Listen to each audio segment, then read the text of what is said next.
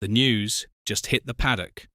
Phillip Island is out of the MotoGP calendar after 2027, and Jack Miller did not hold back. He called the decision horrendous and warned that nothing is sacred anymore. You could hear the anger. This isn't just a date disappearing from a schedule.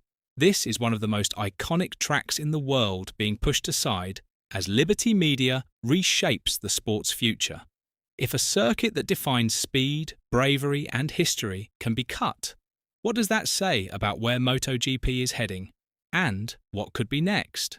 What makes this hit so hard isn't just that a race is moving, it's which race. Phillip Island isn't some random stop on the calendar. It's not a new market experiment. It's not a temporary street circuit built around a skyline. It's been part of MotoGP's modern identity for decades. The ocean, the wind, the cold air, the kind of track where the bike never really settles and the rider is constantly dancing on the edge. And that's exactly why Miller's reaction matters. He didn't give a diplomatic answer. He didn't say, "We'll see what happens." He said it was horrendous. He said nothing is sacred anymore.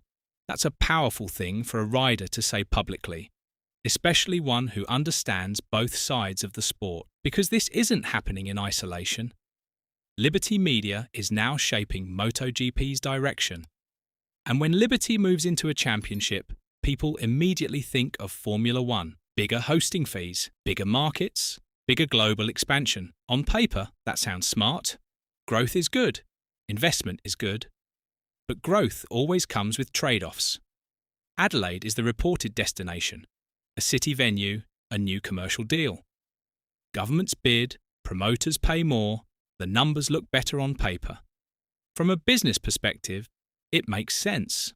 From a racing perspective, that's where the tension starts. Phillip Island isn't just scenic, it's technically unique. Fast, flowing, exposed to wind that can change the balance of the bike corner by corner. It rewards bravery and chassis balance over pure engine power. Riders can't just point and shoot, they have to commit. Think about how many classic battles have unfolded there. Overtakes around the outside at 200 kilometers per hour. Slipstream wars down Gardner Straight. Late race tyre gambles that turned championships upside down. That kind of racing isn't guaranteed everywhere. When you remove a circuit like that, you don't just change geography. You change the competitive DNA of the season. Some bikes thrive at Phillip Island. Some struggle. Some riders build their reputations there. Marc Marquez has called it one of the best tracks in the world. Valentino Rossi always spoke about its rhythm and flow. It tests a different skill set. And that's the part fans feel in their gut. This isn't just about nostalgia.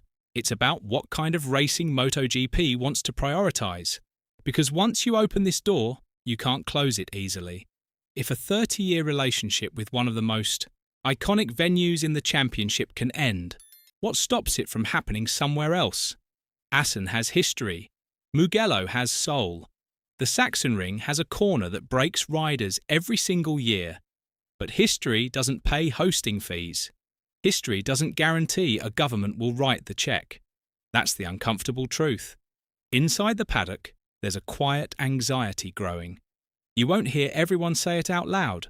Riders are careful. Teams are political. But Miller saying, "Nothing is sacred anymore," hits deeper than just Australia. It's about precedent. MotoGP has always balanced two identities. It's a global entertainment product, and it's a pure racing championship built on tradition. Those two things don't always move in the same direction. Liberty Media's influence isn't automatically negative. Formula One exploded in popularity under their leadership. New audiences, new markets, massive growth. But F1 also faced criticism when traditional circuits were dropped for newer, more lucrative venues. Now, MotoGP is at a similar crossroads. Do you chase the biggest check, or do you protect the tracks that define the sport's character? And here's where it gets even more interesting. Phillip Island isn't just popular with fans. Riders love it. Engineers respect it. It exposes weaknesses. The wind punishes unstable bikes. The long corners punish overheating tyres. It's one of the few circuits where pure feel still matters as much as electronics. Take that away, and the championship subtly shifts. Maybe engine power becomes even more decisive. Maybe the calendar leans towards stop-and-go layouts that reward acceleration over flow. Maybe the circuits that challenge a rider's instinct start disappearing, replaced by venues that challenge a promoter's imagination instead. That's not automatically worse, but it is different, and fans are starting to ask whether this is the beginning of a broader transformation. Because once commercial leverage becomes the dominant force, every venue becomes negotiable. That's why Miller's words felt emotional, not rehearsed. He grew up watching racing at Phillip Island. For Australian fans, that weekend isn't just another round. It's a pilgrimage. It's a connection to legends, to the Doohan era, to the battles that defined generations. When a rider with that background says the decision feels wrong, it resonates. At the same time, the championship isn't static. Costs rise. Teams demand more revenue. Manufacturers want exposure in growing markets. Liberty Media isn't making decisions in a vacuum. They're balancing spreadsheets, global strategy, and long-term expansion. So this isn't a simple villain story. It's a tension story. Growth versus identity. Expansion versus heritage. The fear isn't just that Phillip Island is leaving. The fear is that this could be the start of a new era where emotion takes a back seat to economics. And once fans feel that shift, trust becomes fragile. MotoGP thrives on passion, on tribal loyalty, on the sense that certain places mean something beyond lap times. If that emotional connection weakens, the sport risks losing part of what makes it different from other championships.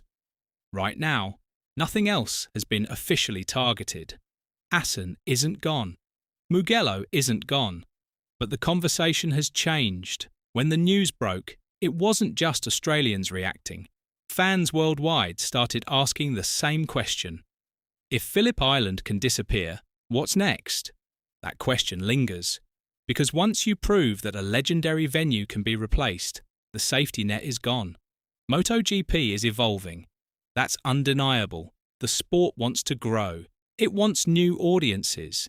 It wants financial stability for teams and manufacturers. And some of that growth will genuinely benefit the championship. But as this story unfolds, the real challenge won't be signing new deals. It will be proving that, in the pursuit of growth, the championship hasn't forgotten what made it special in the first place.